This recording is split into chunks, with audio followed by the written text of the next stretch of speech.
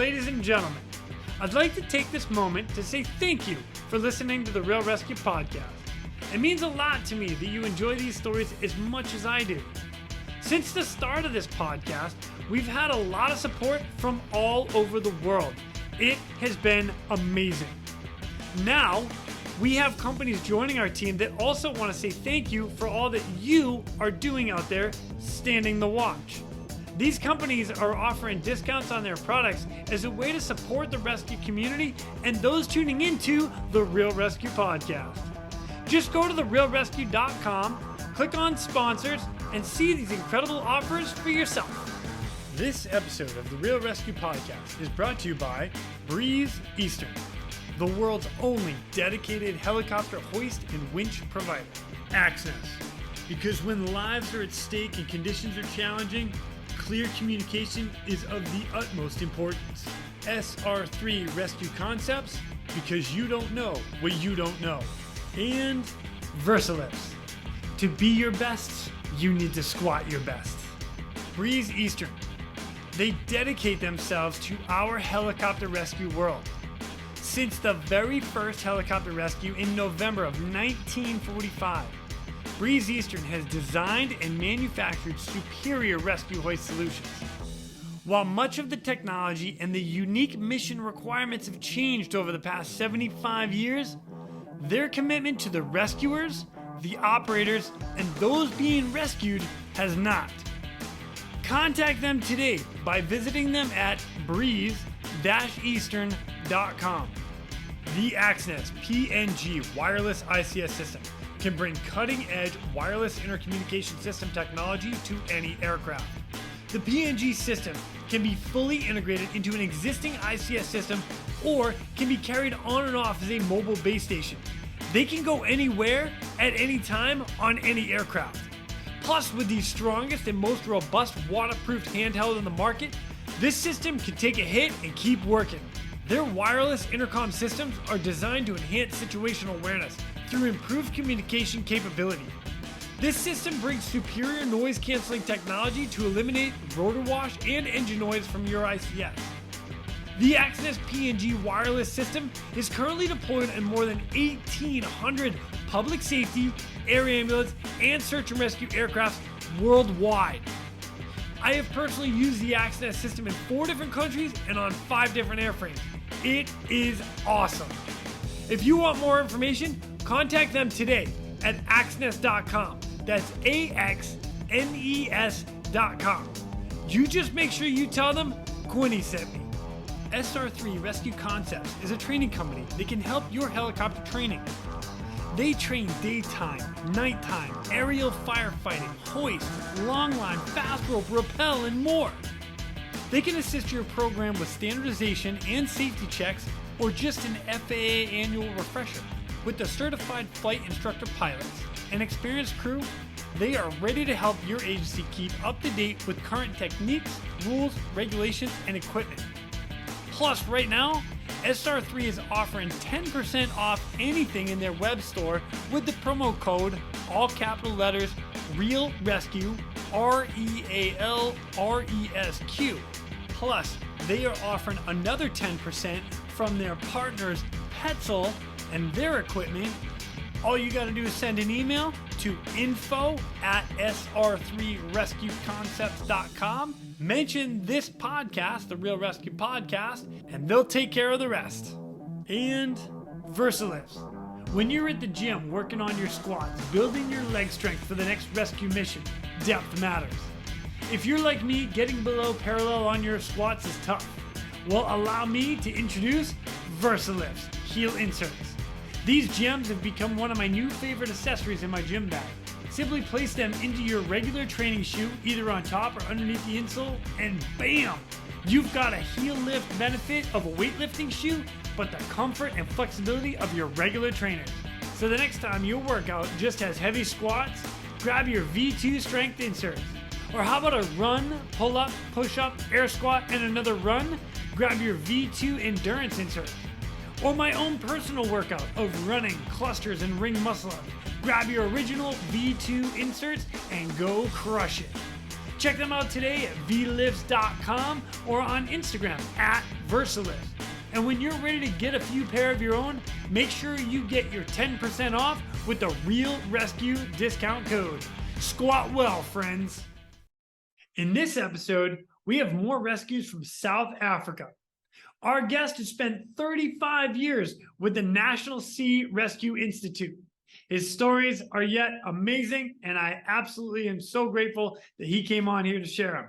So please welcome our next guest, Mr. Graeme Harding. My name is Jason Quinn. I am United States Coast Guard Rescue Swimmer number 500. These are my rescues and rescues from those of us that put our lives on the line every day so others may live. This is the Real ResQ Podcast.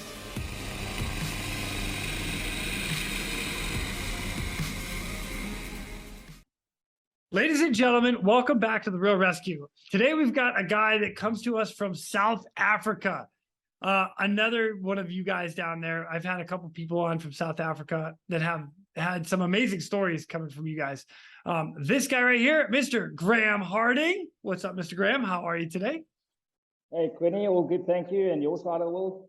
Oh, my side of the world is fantastic. It's actually morning. You and I are on the same sort of side of the world right now. This is kind of cool. Yeah, that's correct. I don't have to totally manipulate my time schedule to make this one happen. It's like morning and morning. That's it. Oh, I love it.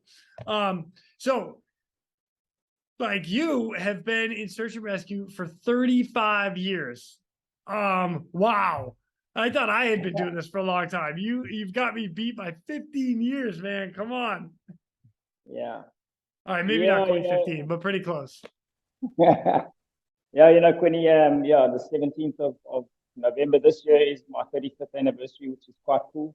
It started a very long time ago, when I witnessed a rescue in Port Alfred. I actually grew up inland, so I moved after my military service. I moved down to the coast, in a town called Port Alfred, and I witnessed the boat going upside down in a river mouth, and suddenly this red boat was there and rescued the people, and they went whipping off.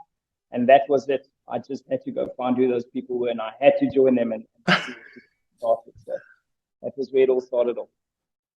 That's awesome. All right. Well, oh my gosh. Like, seeing that and yeah, I get it. For me, it was watching a video of some dude jumping out of a helicopter. And it was like, yes, that is what I want to do. Yeah. Yeah. Oh my God. It was a mind-changing experience to see, boats upside down, 4 people in the water, and I'm standing on the side of the river panicking, thinking I'm going to jump in and go rescue them. Being from inland would have just been stupid in the outgoing tide. And the next minute, as I said, this boat swooped in and grabbed the people out the water and rushing off, and it was like, whoa, what just happened there? And luckily, there was an old gentleman standing there, and I said, hey, uncle, who are those people? And he said, oh, those are sea rescue. And I said, where do I find them? And I went straight there. Oh, man, I love that. Yeah. Oh, that's fantastic. Question though, let me back up a little bit. All right, so you're from South Africa. Where in South Africa are you from? And then you joined the military as well? Yeah, so I grew up in Johannesburg. Don't tell everybody. Okay, I won't say a word. Is that Joburg? Is that what you call it? Joburg, that's right. Joburg. Johannesburg, yeah, the city of gold. But every April, my family used to take us down on a holiday to the coast, and from a small kid, I used to sit on the beach early in the mornings. I used to leave the caravan park before light. My parents never understood why, and I would actually go down to the beach to watch the sharks board, guys working the nets. And I always told my parents I want to work on the sea, and they just thought I was a stupid kid with a big imagination. So go figure. There you go, Dad. Yeah. Thanks, Dad. Yeah. Gotcha. Yeah. So I was in the years of where conscription was still a thing in South Africa, where when you were 16 years old, you were registered for 2 years military service. So after school, I went straight into the military. I served in the infantry for 2 years. And once I got out of that, I decided it was the sea or nowhere. So I moved from Johannesburg to Port Alfred.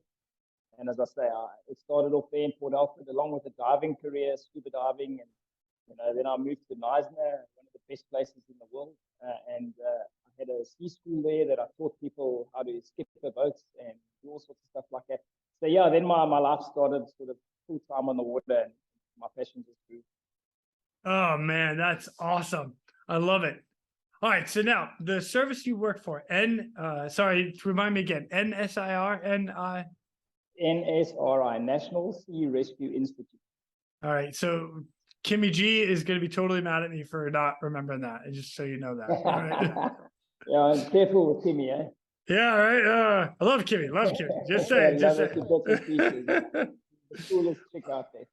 Yeah, right. Oh, totally. Yeah. All right, so you've been working for them for a long time.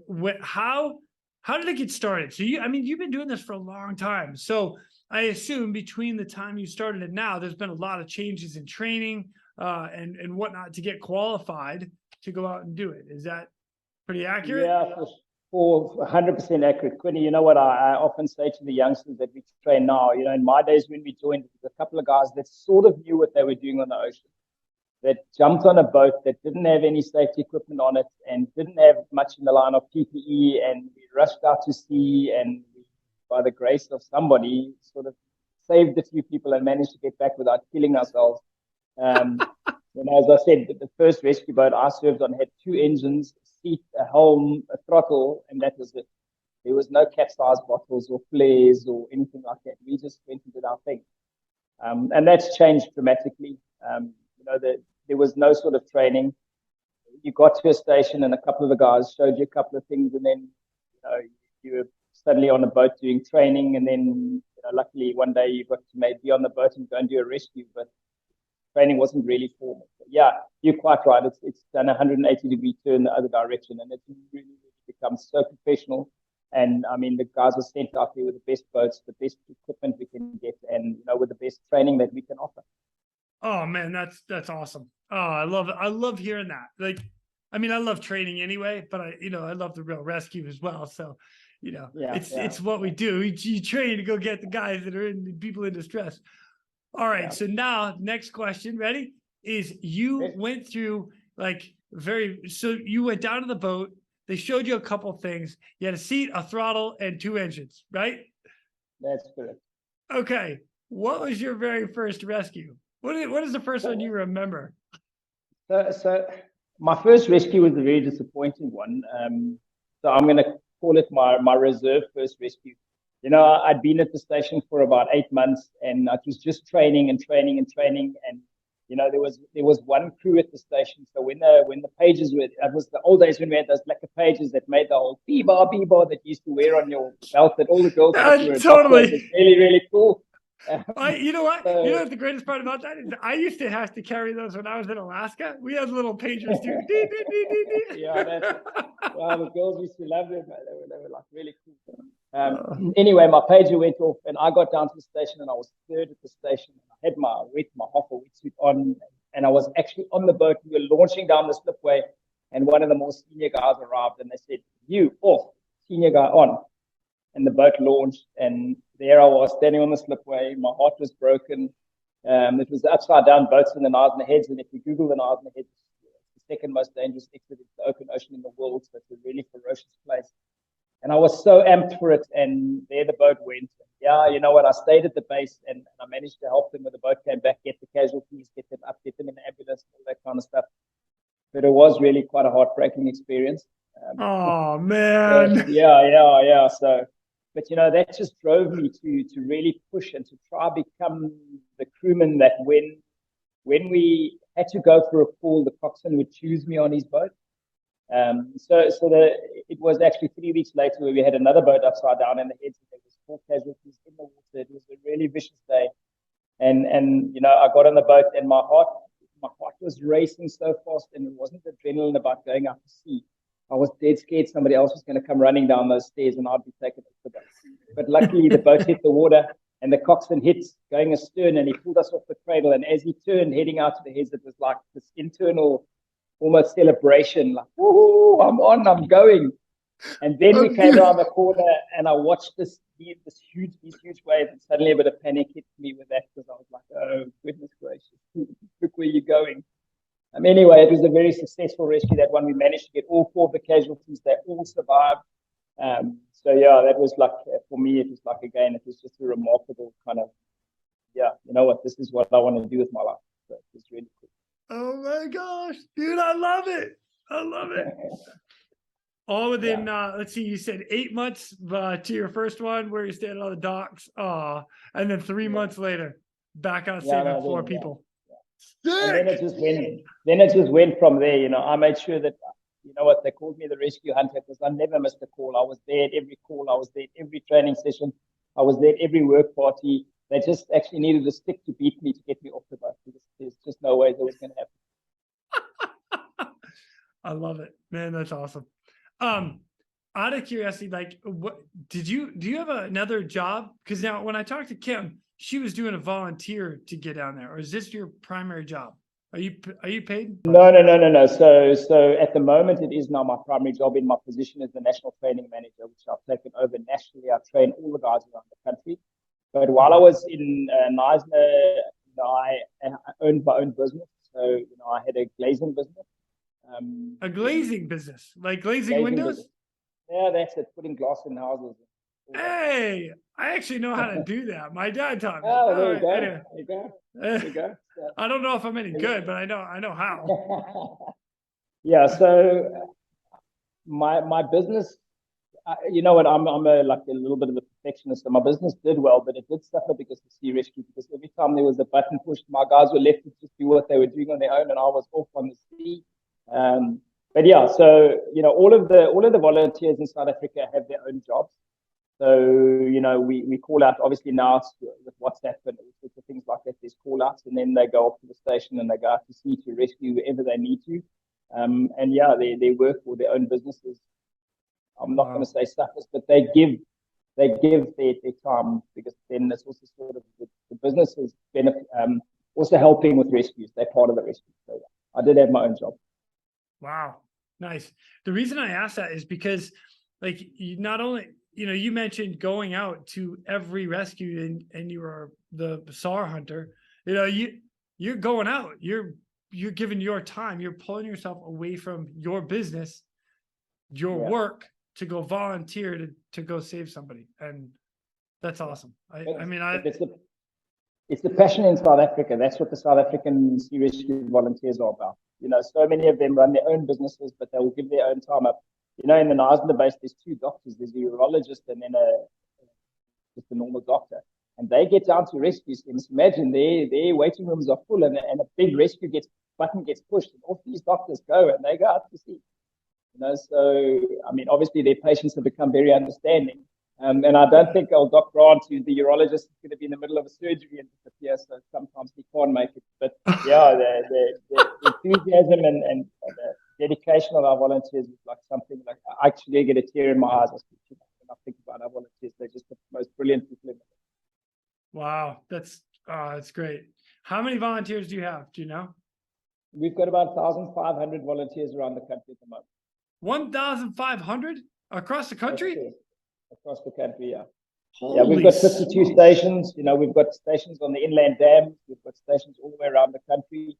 You know, there's another couple of sort of limbs to our business. We do the Pink Rescue Boys, which is international thing now. A lot of the international guys are starting to use them. Then we've got a drowning prevention team that goes out into the previously disadvantaged areas and teaches people how to swim. We've converted containers into swimming pools. We take them to really remote areas and teach the young kids how to swim and you know, just how to save themselves if they land in water. So yeah, it's a big monster, the Sea Rescue business in South Africa. Oh my gosh, you guys are on point. That's amazing. Holy cow! I like that. Yeah. All right, let me get back into some rescue stuff for a minute. So you and I are going to talk about 3 different rescues that you had that really stood out to you. Again, you and I talked about it a little bit offline. You know, like, we all have rescues, and rescues can be simple as a medevac, or, you know, just something that's, you know, it's that, out and back, and it doesn't even really leave an impact and or a mark, or it's just not, it's a normal routine thing, like just like training. At the same time, we have a handful of rescues, if you've been doing this long enough, that really stand out to you, and you're like, wow, that was something else. So you've got 3 of them off the top of your head, and I would love to hear about them. Yeah, so, you know, the first one for me, I I'd sort of been a crewman for about a year and a half, and the pager went off, which obviously a lot of adrenaline because you jump in your car. At that stage, I had a little beach buggy that was the middle of winter, so it was a freezing drive down to the base. You know, the adrenaline's going, and you get to the base to find out what's happening. And the story was there's a beach about 3 nautical miles from out of the Knysna Heads.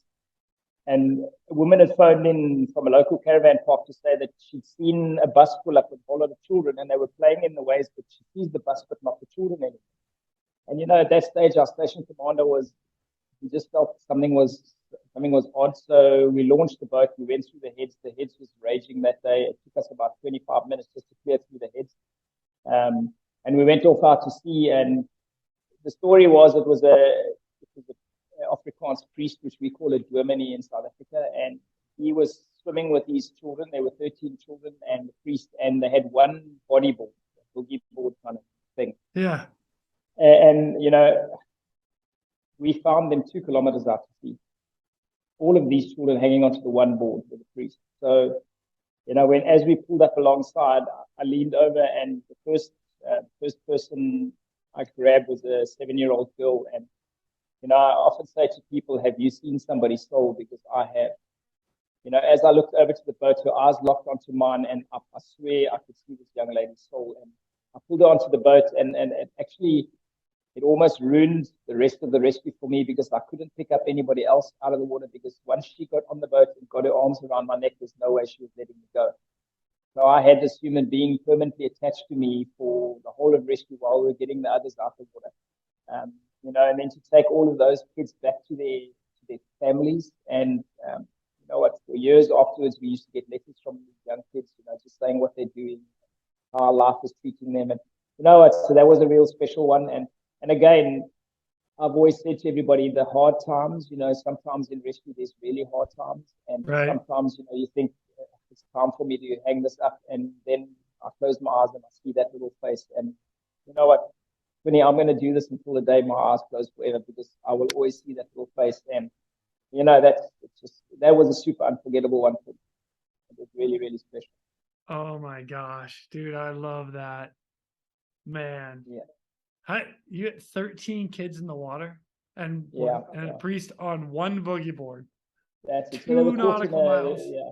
There was a rip current that pulled them out to sea, and then it dragged them out to sea. So, yeah, so it was very lucky that we found them. Obviously, in that part of the world, the water was about 15 degrees, so it's not the warmest of it. Yeah, it was lucky. But you know what? Training, it's not all luck, because training does put a lot of we make our own luck, if I can put it that way. But yeah, it was really special. As I said, I'll never stop this job because of that. I did make the mistake of the next day, the next meeting. You know, I got there and we trained, and afterwards the guys always have a braai, barbecue, call it, and have a couple of beers. And that night I slammed my fist on the counter and I said, I'm going to be the station commander of the station. And as a very young crewman, that wasn't taken very well from a couple of the senior guys. Like, after witnessing that, there was, you know, I was driven, absolutely driven. Oh, brother, that is awesome. I like that. Yeah. I did become the station commander, by the way. Hey! Of course you did. Yeah. Man, I love it. It's very heartwarming and a good finish. All right, my friends, keep us going. Yeah, so then the second good one was, so we had this boat called the Alex Blakey, which was a Renata Levy hull, which was built and designed in Knysna at a boatyard specifically for the Knysna Heads, because they're so dangerous. In fact, it was a legendary boat. The only problem was in the following sea, it did some really scary things, like you could lie down unless you knew what you were doing. And in the whole career of the boat, that was 34 years in service, there were only 13 coxswains that ever qualified on it. And, you know, I'm very grateful. I was the 13th coxswain. I was the last coxswain to qualify on that boat. Wow, well done. Yeah, it was, tell you what, that boat gave me more grey hairs than you need to talk about. But, yeah, you know, I think we as a crew, we trusted her completely. We would go out in any seas. You know, once or twice we did think we weren't going to get back, but the boat always got us back. But the one, again, the pages went off. It was also a gnarly August, which is really gnarly weather in the Cape. And pages went off and went rushing down to the base, and we jumped on. And the report was that a fishing boat coming back from sea that was obviously overladen with fish had been smashed by a wave from the back and had been flipped upside down, again in the Knysna Head. It was about 5:20 in the evening, so being winter, the darkness is coming. We launched the Alex Blakey with 4 of us crew on board, and she was sort of 8 people to 10 people was sort of the max, that you could put on her. Anyway, we ventured out through the heads again. We got smashed by some huge waves.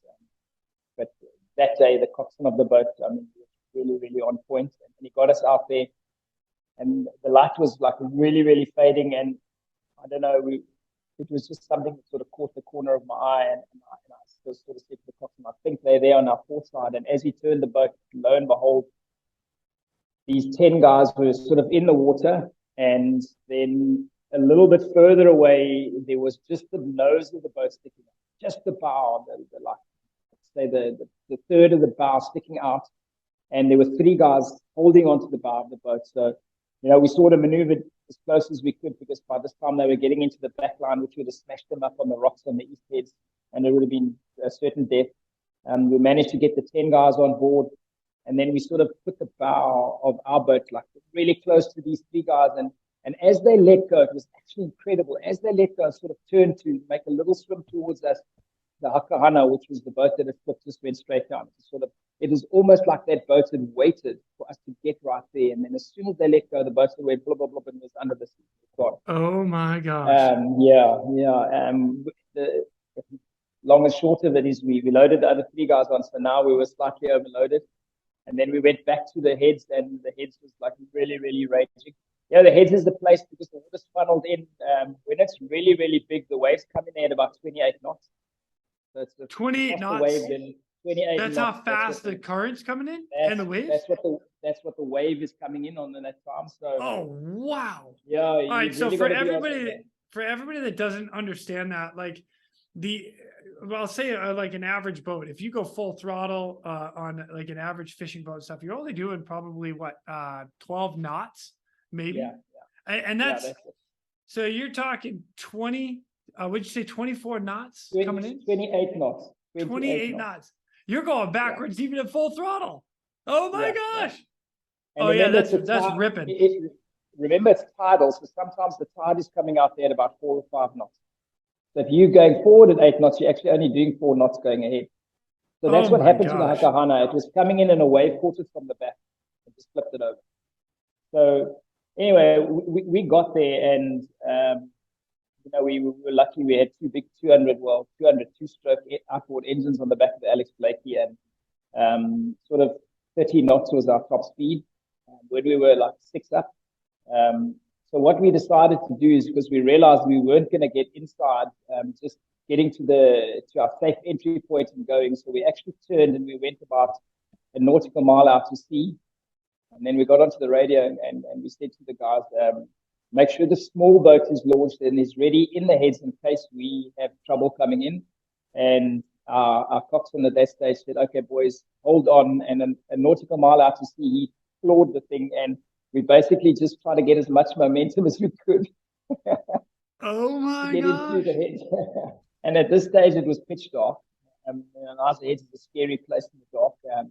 But anyway, he aimed the boat on the leading lights, and as I say, we got it up to as fast as we could get her going, and the instruction to everybody was just hold the hell on, and that's exactly what we did. And yeah, we managed to get in and through. It was close at one stage where a wave was sort of chewing, the frothy wave was chewing at the outboard engines. But we managed to get through, and all 13 of the people were saved, from certain death. And yeah, again, so it's just a super special one. And the crew that were on the boat with me that day, the brotherhood that you form with people like that can never ever be taken in. Doesn't matter what happens. So yeah, that was the second most epic one for me. Oh my gosh. That's just the start of it, watching the boat sink as you're like pulling up and getting the last 3 guys to then having to like work your way to get back in. Oh, dude. Yeah. What? Yeah, yeah, really, really epic. Yeah. Hey, well done. Well done to you and your crew. Yeah, no. So, I mean, I often say to the guys that one day I might write a book. I'm sure I can tell you some exciting stories. Yeah, look, then we can move on to the third one. So Let's go. The third one for me was I'd just been voted in the station commander by my crew. So yeah, young OKC rescue, and I thought I knew it all. And it was actually my first phone call. It was 12 in the afternoon, and this very polite lady, sort of, when I answered the phone, Sea Rescue Neisner, can help, is an emergency.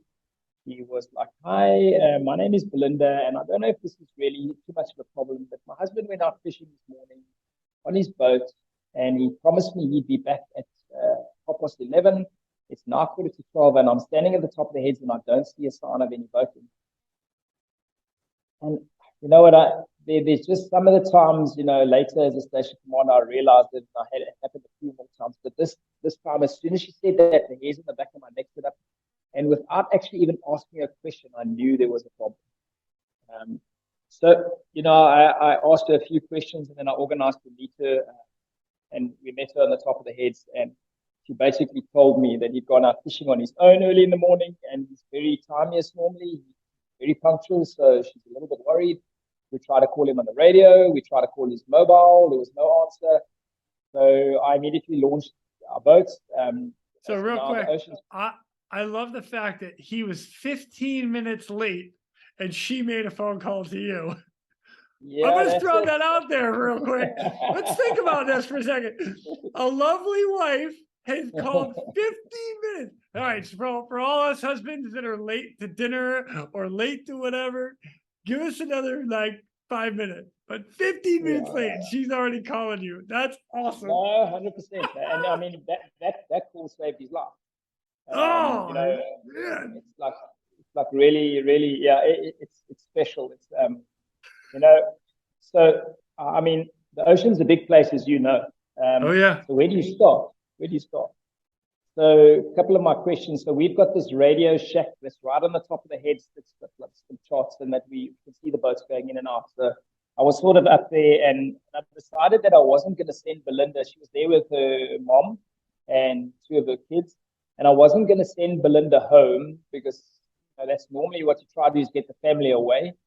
I actually brought her into the little control room, and I included her in what I was doing on the chart, how we were going to construct search patterns and where we were going to go look. And, but I had to get questions from her. So I had to say to her, okay, so he's on his own. Yes, he's on his own. Does he go fishing with other friends in Neisner? She said, yes, he does. I said, well, get their numbers, phone them, and find out from them where his favorite fishing spot was. You know the story. You find 3 friends, and all 3 of them give you different spots. So, yeah, right. Yeah. And all 3 spots are 15 or 30 miles. Yeah. It's a 30-minute drive to each one. Yeah, I know for sure. So, suddenly it struck me. I said to him, "Hey, but didn't he promise you dinner?" And she said, "Yeah. Oh, he promised me he's going to bring us fish." So I said, "Well, that's cool. What did he promise you he's going to bring you?" They said, no, he said he's going to catch yellowtail. And it was like, yellowtail, Dalglish Bank. That's where the yellowtail are running. So I immediately was like, okay, guys, we're going to focus our search. We're going to go to Dalglish Bank. We're going to focus our search there. And we are going to start our patterns. Anyway, I sent the 2 bigger boats out there. And then we've got a small 4.2 meter little inflatable boat with a single 50 horsepower tiller arm on it. And I sent them to do some shoreline stuff. And I contacted Plettenberg Bay, which is my flanking station on the one side, and I asked them to come up and search sort of certain areas. And the bottom line is we searched, we searched for 5 hours. And the sea had turned. The sea was really, really grumpy. And, the 2 big boats had said, they have to return back to base. It's getting dark. There's no ways we're going to find anybody out there at the moment. And, then my small boat, they'd got hold of me and they said, Tom, you know what, we need to come back. It's too big for us. And I just said to them, guys, please, I know you guys are been long and whatever, but please, can you just go search this last area? The probability of him being there is not very good, but please just go search that area. Just so that we can say we've searched it, and I can tell the family I've covered that area. And about 15 minutes later, it's a very funny story. I'll add on to the story, but 15 minutes later, they got on the radio and they said, "Hey, we've got him." That was the most elation was like, I was in the radio room there. So I'll tell you the story of how it happened. So Wayne went out fishing on his own. A lot of people say that's wrong. He did a couple of things that were really stupid, yes, but people sail around the ocean single-handed. Look at the South African that's just winning this race around the whole world, like Kirsten, she's kicking butt, and she's out there on her own. So I don't always condemn guys that go out on their own, as long as they have safety protocols in place. But anyway, Wayne was fishing and caught one or two fish. So what happened is a little bit of a westerly buster came through.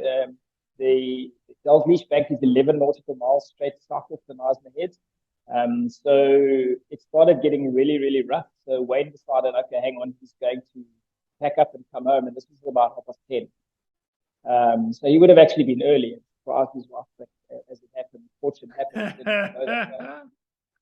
He would have been early. I just throw that out there for all the wives out there. He would have been early. He would have been early. Yeah. And he had 3 fish for his wife for dinner. Oh, see, even better. Yeah, so what happened is he started making his way back, and it was a 14-foot catamaran ski boat that he was on. And he had one of those poles at the back which you drop your transducer down on, and he'd forgotten to lift it before he pulled off. So he said it was sort of dragging in the water. So he then sort of came into neutral, and when he turned around, the sea was just too big, and he was like, he didn't feel comfortable. So he was like, he decided no, just to go, and he was doing about 2,000 RPM and sort of heading back toward the heads. And he suddenly thought, well, while the boat's going, it's really quite smooth. So I'll just turn around quickly and adjust the pole up to get the transducer out of the water. And as he grabbed the pole, the wave hit the bow of the boat, chucked him out between the motors. Now, his big error was he didn't have a kill switch on. So he tells the story of it threw him out, came up in that aerated water, and as his head came out, and the boat just carried on going because it's got a hydraulic steering and it's a 2,000 RPM, and the boat just carried on going. He says his exact thoughts in his head was, oh, crap. He was still about 9 nautical miles away from the heads. The water was 14 degrees that day. He just knew he was in serious trouble. Obviously, the boat carried on until it disappeared, and he couldn't see it anymore. The story with that is that it actually, the swell pushed it out, and it landed sort of 7 nautical miles on the rocks from Plettenberg Bay. So if we found the boat that day, we would have never found him because we would have looked for him there. But then, Wayne was a very fit guy, luckily, and he decided he was going to try swim. And he managed sort of for 4.5 hours to keep his head above water. He did some really clever things.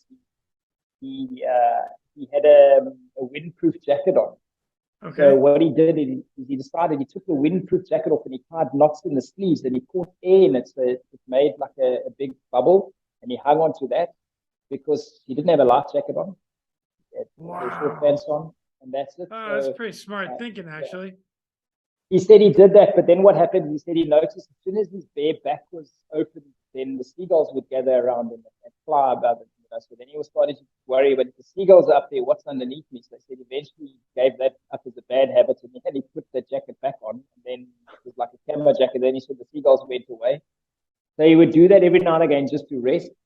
But he said he swam on his back, and then the swell would come and smash over him, and he basically was aiming for the heads, but he was actually going up to what we call a place called Brenton on the Sea, which is a really vicious place with a whole big cliff face. So again, it would be death. Wayne tells a story afterwards of where, he cried, he prayed for the sea rescue boats to come and fetch him. And he said, you know what, he at one stage, he gave up. He knew that was it. He couldn't anymore. He swallowed so much salt water, it was actually passing straight through him. And his face was burnt. His eyes, you can imagine, 5 hours in the salt water. His eyes were, they just were these big, hollow, red, swollen kind of when you found him. Anyway, Wayne had, he's sort of given up, and he tells the story of his head had sunken under the water. And as he got under the water, he sort of took a bit of a breath and he got into a bit of a panic and fought his way to the top. And he tried for a little bit more, and he said, but then he just couldn't anymore. And And he said, he said to us, he said, Graeme, it was like in movies. He said, I actually slipped under the water. He said, I wasn't panicking anymore. There was no fear. I just knew it was done. I knew it was over. And he says he got about 3 or 4 meters, he reckons, under the water. And he had a little daughter at that stage. And he said to me that he heard his daughter's voice calling him. And he just slowly tried to swim. And as his head popped out of the water, he came this little boat. And the little boat then it called me and said, hey, we found him. And my reaction was, make sure it's Wayne. It's not some random swimmer out there. So the joke was my boat pulled up alongside him and said, hey, are you Wayne? And the guy said, I'll be whoever you want me to be. Just put me on your boat. And the guys pulled him out. At that stage, I walked out. And I mean, after 5 hours, I think Belinda and her mom had basically given up. And I walked out and Belinda stood up, and I'll never forget, she just was, because me walking out, obviously, she was waiting for bad news. I mean, we had been speaking about, when it gets dark, we're going to have to call it off. She stood up and she was like so beside herself. And I said, hey, B, don't worry. We've got him. He's alive. And you know what? She collapsed in heat. Now, I don't know if she collapsed because of the possibility of not collecting life insurance or the fact that we saved him, but no. She was absolutely ecstatic. Then that stage, we'd got the bigger boat alongside the small boat. We'd managed to put him in the big boat, got some blankets and that on him, and sort of secured him in the big boat. And while they were coming back in, I picked B up in the mobile, and we rushed down to the base. So when he got there, the ambulances were waiting. We loaded him on, got him on oxygen, got him sorted out and all that stuff, put him in the ambulance, and we got him off to hospital. He spent 5 days in ICU. Obviously had pneumonia from water in his lungs and all that kind of stuff. But, he survived it. And again, he had 2 daughters and a lovely wife. And, getting him back to his family, it was my first rescue as a station commander. So for me, it was like, whoa, hang on, this is an easy job. Come on, no, I switched with bullets. And, but just to see again that the training, the way we done our training, the way we done our search patterns, and the way the crew pulled together, and we were out there for a long time, and they were just tenacious. They didn't want to give up, and it was something that a lot of guys said to me. Some people have a sixth sense, and what had actually happened is, when you first get told it's a guy from a boat, you're looking for a boat. Right. But an hour into the search, early in the day, I had got on the radio and I said, "Hey guys, I don't know, there's a strange feeling I've got, but we're looking for a person in the water. We're not looking for a boat. I'm telling you, the boat's gone." And still, my coxswain on my big boat came back and he said, "Stefan, we're never going to find just a person in this." And I said, "Guys, we're going to look." And they said, "Yeah, but how do you know the boat's gone?" I said, "It's just a feeling that I had." And as Bob, the boat was gone. But we found him, he got back to his family, and so that was again a really special one to think about. There's a little video we did, interviewing Wayne afterwards, and that he called it "Needle in the Haystack." You think? Holy shit! But it gives credence to, a lot of.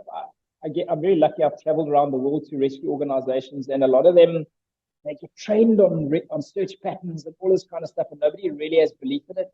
And then you have somebody say, "Guys, stick to your search patterns. Learn your search patterns because they work. We find people."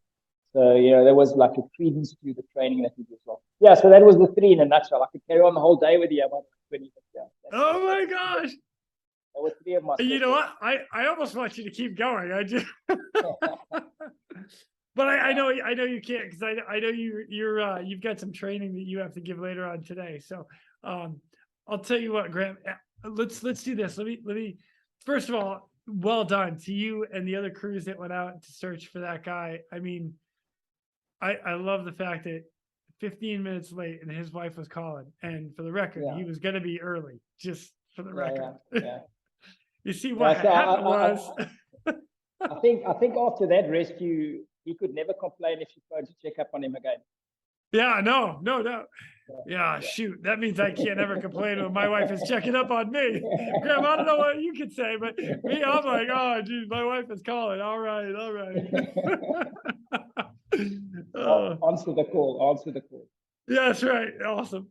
So you, one of the things that you guys in South Africa have been doing, and we talked about this a little bit in the beginning, is like all the training and equipment that has changed in between when you started to now. I mean, 35 years of doing this is a long time, and you've seen some amazing changes.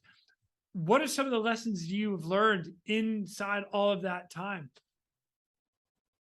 Quinny, I think the biggest lesson I've learned is resistance to change. A lot of the older guys that have been around for a long time, they don't like change because you have to learn new things. You have to learn new skills. You have to learn new equipment. And very often the older guys bulk or fight against change and equipment change and that. And I've learned the lesson is to embrace it. You got to put some effort into it, and you got to learn new skills and do certain things. But I think that's the answer for search and rescue, and for rescue, just plain rescue, is that it's forever evolving, and there's forever people inventing new things and new ways of doing things. And if you don't keep up, you're going to be left behind. And I think that's one of the biggest changes is we've got the more senior guys to buy into change in our institute. So change is accepted, and change is actually challenged, and we look for change. So we look for, I don't claim intellectual rights for anything that we've invented here. And we look the same overseas. If we go to the RNLI, which is an ethic organization, or, when I was with Swedish Sea Rescue, and that, there's things that I see there and I think, oh, hang on, why haven't we been doing it like that? That's so brilliant. So, then I bring that back home, and the guys are like, oh, this is so cool. And nobody really fights it. So, so change has been phenomenal, like you say, the equipment. I mean, when we first started going to sea, there was no such thing called GPS. There's no such thing called what? A GPS. Oh, a GPS, there was no GPS back then. So we used to use landmarks and all sorts of crazy things like that when we were going out to sea. The changes have been phenomenal, and the things that we can do now, it's there. But if you don't keep abreast of it, like I said, you're going to be lost. So, I really think that's resistance to change is the biggest lesson we learn out of it. Just don't do it. Yeah. Oh, man, I'm on board with that one. It's actually kind of funny. There are a couple things that, like, in my holy cow, I've been doing this for 23 years. My 23 years in this job, there are some things that I have learned, like, to now, that I'm like, that it's so different than when I started to now. It's a hard no. I'm not going backwards. I've moved forward. I'm not going backwards. And that's, either gear, equipment, or technique. I'm like, it's for sure. Yeah. Just a little example, between Sea Rescue, NSRI, and a company, Yamaha, we designed a little rescue boat. It's a jet ski that we put a pontoon around. Sick. It's got we put a solid hull. We've added a bit of hull to it, and it was something we designed for the surf because we have big surf obviously in South Africa. And I think the first one, after I tested the prototypes and that, and we'd given the thumbs up, and the first one we sort of took around the country. Everybody, when we arrived with this thing on the trailer, it looks like an ugly duckling on a trailer. It really does. And everybody at every station was like, oh, what is this piece of rubbish? But I promise you what, the first time I took the guys into the surf, they were all like, no, leave this thing here. We want this thing. And I mean, 2.5 years, we've rolled 32 out around the country. And they're just the most phenomenal thing. But I think if everybody just looked at that in the beginning, would have said, like, no, hang on, this isn't cool. It's not a cool thing, but, the proof is in the pudding. So, don't resist that change, and we've got to keep adapting. We won the IMRF award that year for that, by the way, as the most innovative change in surf rescue. So that's quite a nice well done. Yeah. Nice. I like that. All right. So let me keep going with this, because with the training that you guys have in, what are you doing now that is like you're one of the lead trainers, and like I said, I mean, you have a training you're giving later on. As a matter of fact, as soon as we're done here, you're going to start training some new guys, or just even updated training. But what are you guys doing now for training? So, we run an e-learning system for all of our theoretical stuff. So our crews have got access to our e-learning system, and it covers everything from electronic navigation systems, maritime emergency care. We do maritime extrication. We've got to do the medivacs of ships and that kind of stuff. The practical training, surf launch training. We do all the coxswain certification through the institute. And so me and my team are very busy. There's only myself, and I've got 6 youngsters working for me, with 1,500 voluntary crew. So again, it's a funds thing. If there was more money, we could have more trainers, but we do with what we've got. My team are very busy. We travel around the country. In fact, on Friday, I drive from Cape Town to Durban, which is 1,600 kilometers. I'm then training guys up there for a week. The other half of my team drive from Cape Town to the Vaal Dam, which is 1,400 kilometers, and they're training all the inland stations for a weekend. So we do a lot of hands-on training. And then we've got a simulator here in Cape Town. We've got a navigation simulator, which we do radar training with the guys. We encompass everything.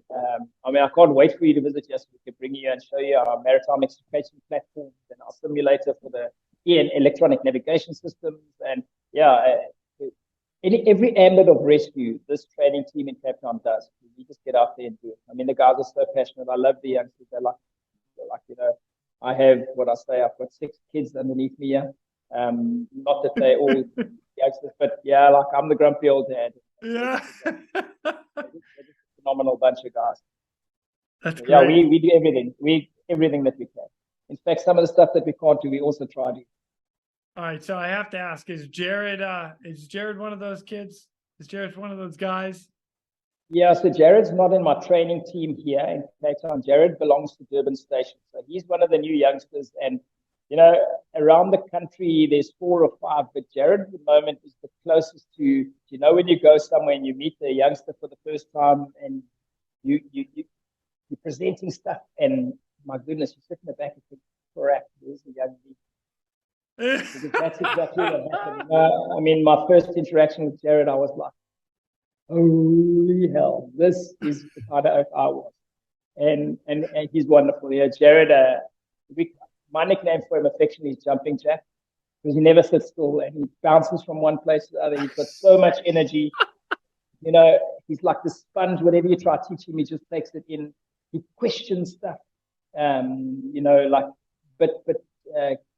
not going to say like analytically, and he needs to understand when you show him something, he's got to understand why are we doing it like that. No, he's brilliant. I love Jared. There's a lot of youngsters around the country that do, but Jared's one of the special ones, and he's going to go far. I foresee that he's going to end up being a station commander, and he's going to do a phenomenal job. He's really one of the top class youngsters. Yeah. Love it. So Jared Garber is his name. And actually, I'm going to shout out to him as well, because he's the reason that you and I connected. He's reached out and he's like, man, I got a guy that you've got to hear some stories from. And it was you. Conveniently enough, as you being the instructor and him being one of your students, I actually have him coming on here next.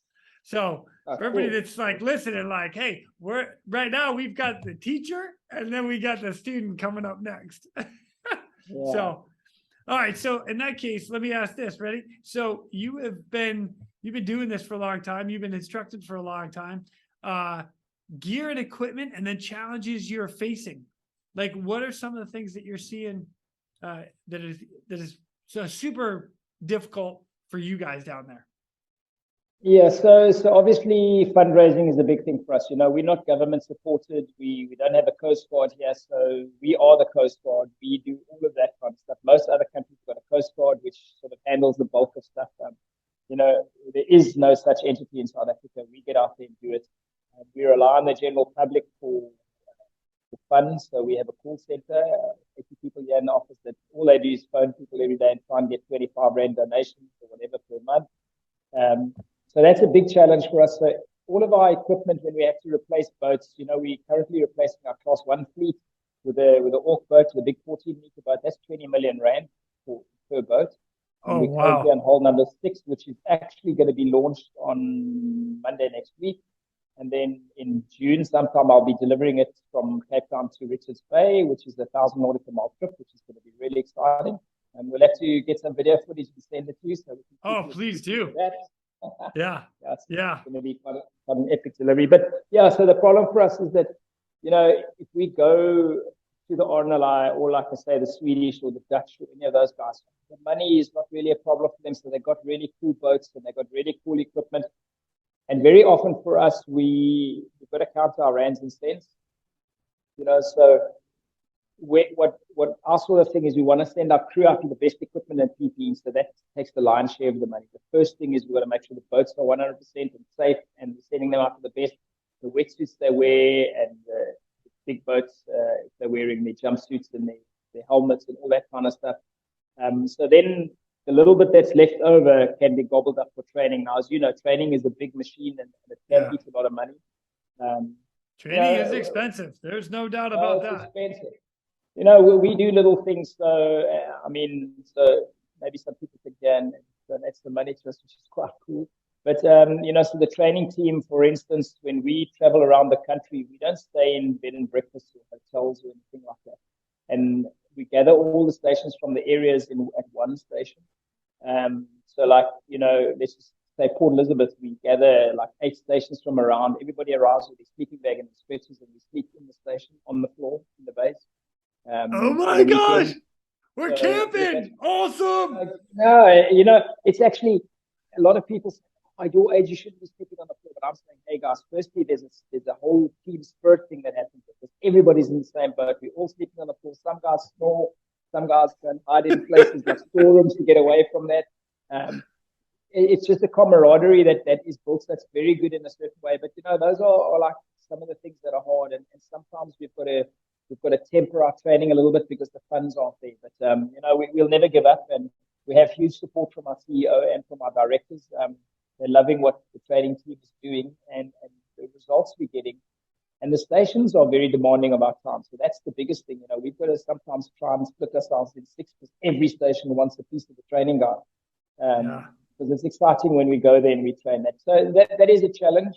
And then, you know, so for us, failing things like, you know, in our country, unfortunately, like cell phone technology and, you know, so communications is a huge issue for us. So we're currently trying to work on a couple of different systems. We've been testing the bivy stick, and we've been testing some of the Garmin InReach devices, because some of our big boats, once they get sort of 20 nautical miles offshore, there's no more communication. So you know, we're testing all sorts of different things, and so communication is a big thing for us that we're looking at trying to sort out. But yeah, you know, with all the challenges we have, 20 is like I say, you know, I think there's another rescue organization, I won't mention their name, but they've got like, I think 15 guys in their innovation department. And we've got none. We don't have an innovation department yet. We've won the IMRF award 3 times. We won it for the Pink Boys, Pink Rescue Boys. We won it for the Jet Group, and we've now won it for our container swimming pools.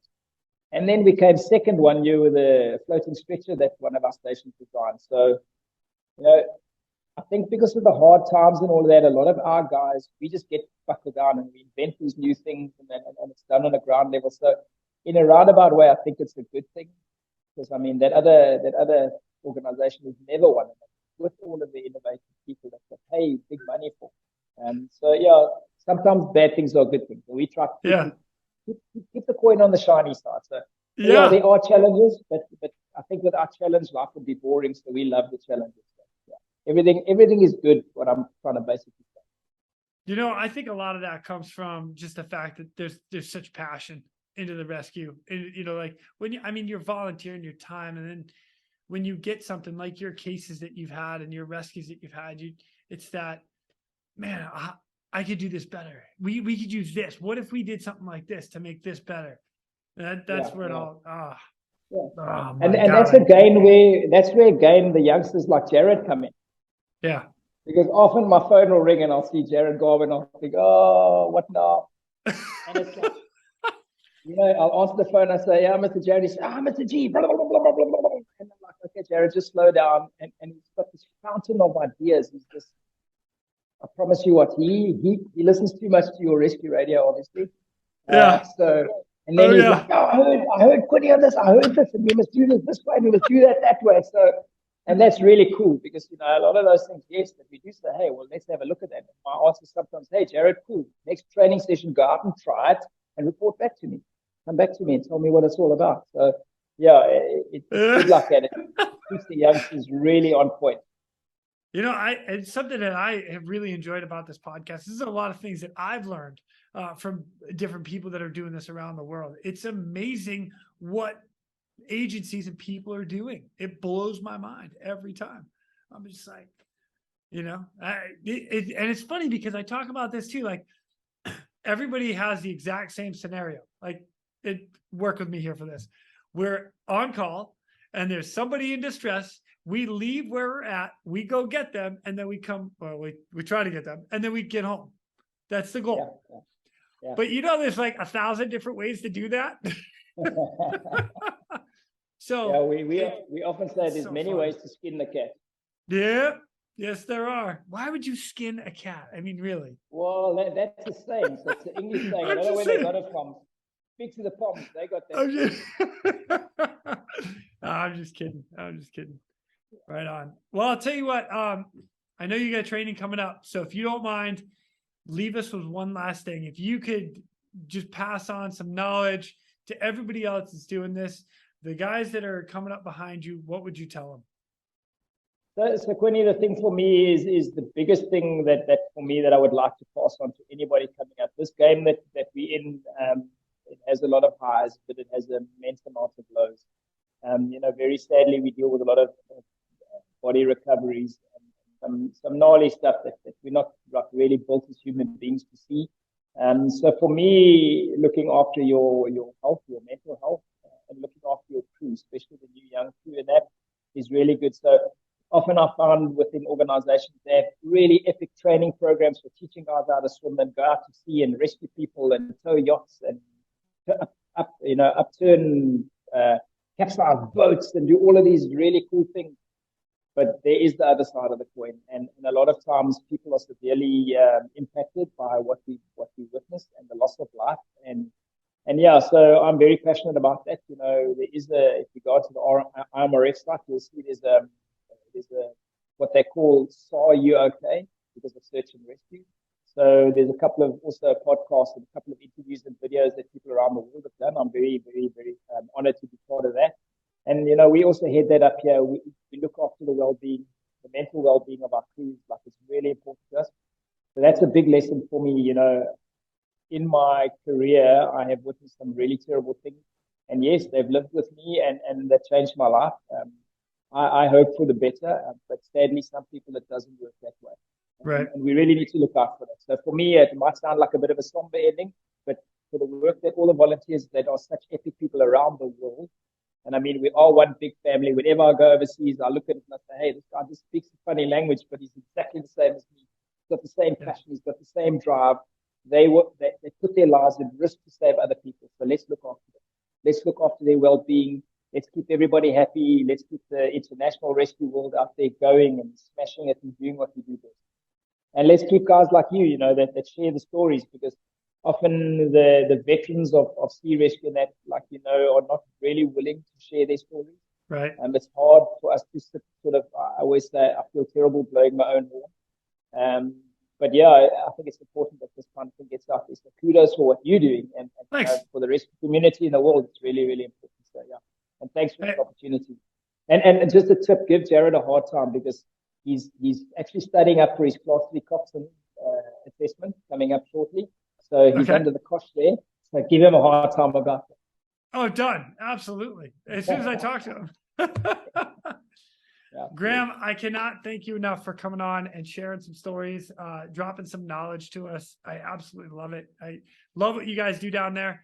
One of these days, I am going to make it a point to come down there, and I'm just going to be your student, if that's cool. And you can just teach me and throw me in. Yeah, that's fine. We'll take you out on the big new boat. We'll take you out on one of the little jet ribs in the surf. We'll chuck you in the surf with a wetsuit and a helmet on, and we'll have lots of fun. And yeah, and that's what it's about. We've got to keep having fun.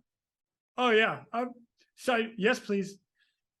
As long as I might have to get approval for my wife, but yes, please. Okay. Don't worry, we'll sort you out. Let's bring her too. Let's throw her in the boat too. That's fine. Bring her. Yes. We'll throw her in the boat. I love it. She'll be like, hell no. And I'll be like, honey, it's okay. Yeah, bring her. Definitely. You know what? Actually, she'll be the one on the shore calling, hey, you're late. Come on. Graeme. Yeah, right. No doubt. I expect nothing less. I mean, I'm with you guys, so I got nothing to worry about, right? Yeah, no, you're in safe hands. All good. Awesome. Well, Graeme, I look forward to coming down and hanging out with you guys. Thank you again so much for coming on. And I'll see you on the next time. All right. Thanks, Quinny. Really good chatting to you, and you take care. Look after yourself. Yes, sir. And with that, ladies and gentlemen, we are out of here. Go. Thank you for tuning in. We hope you enjoyed this episode of the Real ResQ podcast. Please take a minute to like, subscribe, and hit that share button. I'm pulling chocks and taking off. But before I go, if anyone out there has a rescue story they would be willing to share, I would be humbled and honored to have you on as a guest. Or if you have any questions about rescue or anything else we talk about here, send an email to jason@therealresq.com. That's Jason at TheRealResq.com. You can also check us out on our web pages, therealresq.com, our Facebook page, and our Instagram page @TheRealResQ. Again, a special thank you to all of you staying on the watch today. Always remember, when that SAR alarm goes off, those in distress are praying for a miracle. They are going to get you. Until next time, fly safe and swim hard.